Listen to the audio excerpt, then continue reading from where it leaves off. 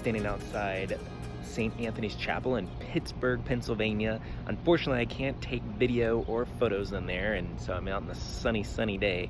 And anyways, this houses the largest reliquary, has the largest amount of relics in the world outside the Vatican. Somebody's dropping construction out there. Anyways, I'll talk more about it in just a second. Thanks, Past Jason. So I am driving home, and I'm gonna cut in some video B-roll of St. Anthony's because I wasn't able to record in there. They said no photos, no videos, unfortunately.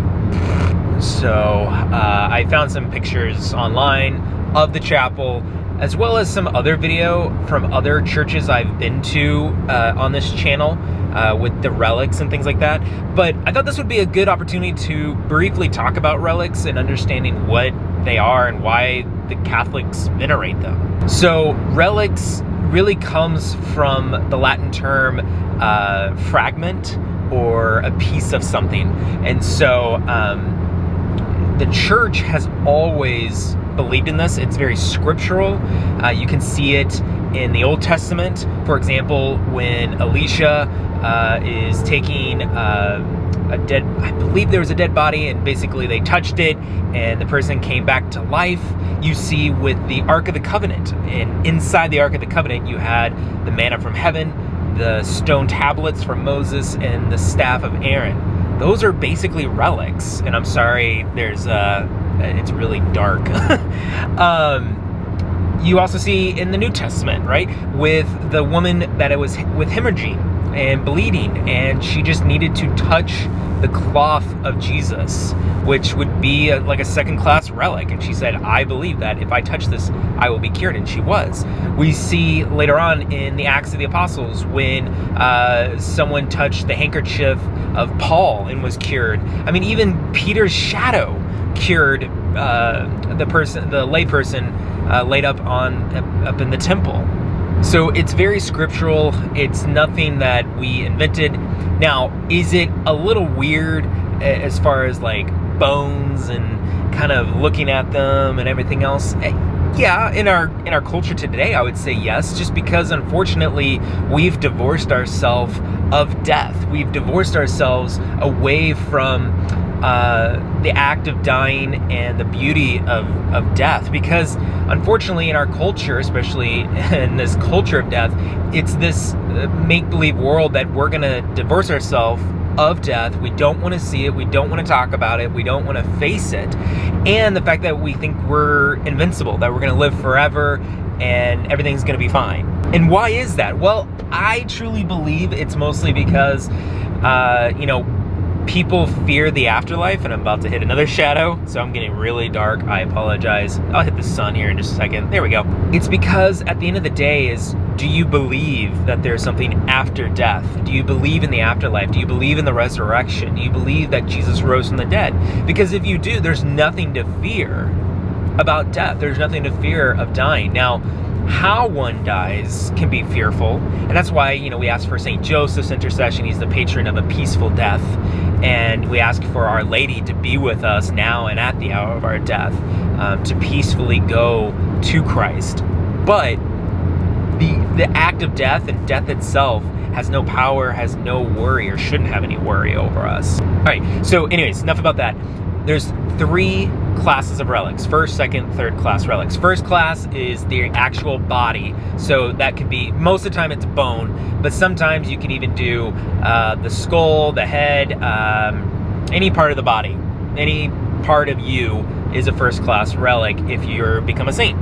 Second class is something that they owned, something that they wore, and it was that they had ownership of. So that could be a breviary, it could be a habit, it could be clothes, it could be a rosary, it could be any sorts of things. And then finally, a third class relic is simply something that was touched by the saint, and that could be either by the first class relics. So if you had a prayer card and you put it on a first class relic, or even a second class relic for that matter, it can be a third class relic.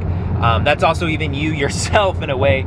You could be, if you touched, a saint, that you are now a third-class relic. And again, I think people, I think there's people that take relics way overboard? Yeah, in the Catholic world, absolutely. I think there's people that need to be very careful with that. That being said, I kind of chuckle when people talk about, oh, you Catholics, you worship relics, and how, why are you so, the wood of the cross and all this and da da da da da da da. Like, are you sure that's even real? And da da da da.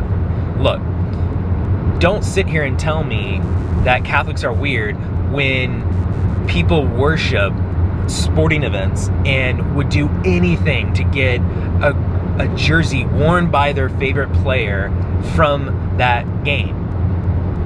Don't sit here and tell me when you go to places like a rock concert. Imagine if you were at your favorite band and they got to pull you up on stage, and then afterwards they give you a signed drumstick or a pick or whatever, and you're like, oh, this is amazing. That's a relic. That's what that is.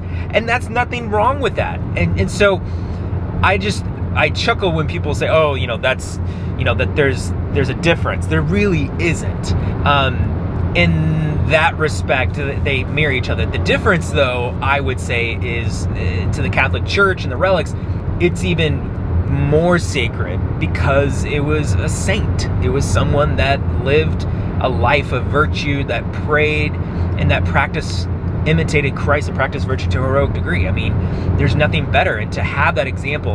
And the final thing I'll say about the relics is, it's a small T tradition.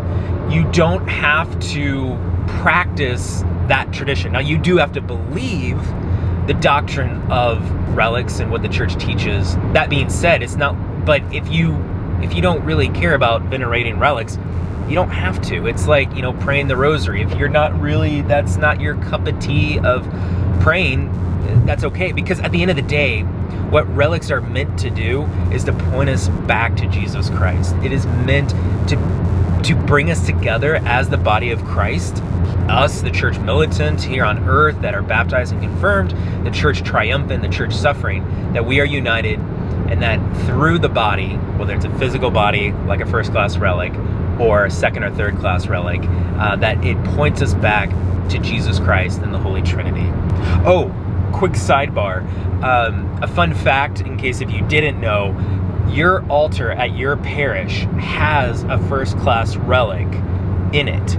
So if you ever wonder, like when the priest goes up and kisses the altar, yes, they're kissing the altar because that's where the sacrifice is taking place, but they're also kissing the altar because in each consecrated altar, and it's an active altar, they have to have some sort of relic. Usually it's the saint that it's the name of. So if it's, Saint Bartholomew, they try to get a relic of Saint Bartholomew if they can. But if they can't, they'll get like a first-class relic of another saint, and they'll put it in the altar. So when the priest kisses the altar, they're kissing also the venerating of that relic in the altar. Well, that will do it for this episode. Thank y'all so much for watching. I've got about another 12 hours to go of driving. I'll probably stop, get a little rest. But yeah, leave a like, leave a comment. Let me know, if there's been a relic that you've seen that you really moved you. Let me know if you have any questions. I'll try and answer them. Just leave it down below. Remember to like, share, subscribe, all that good stuff. And I'll catch you on the next one. God bless.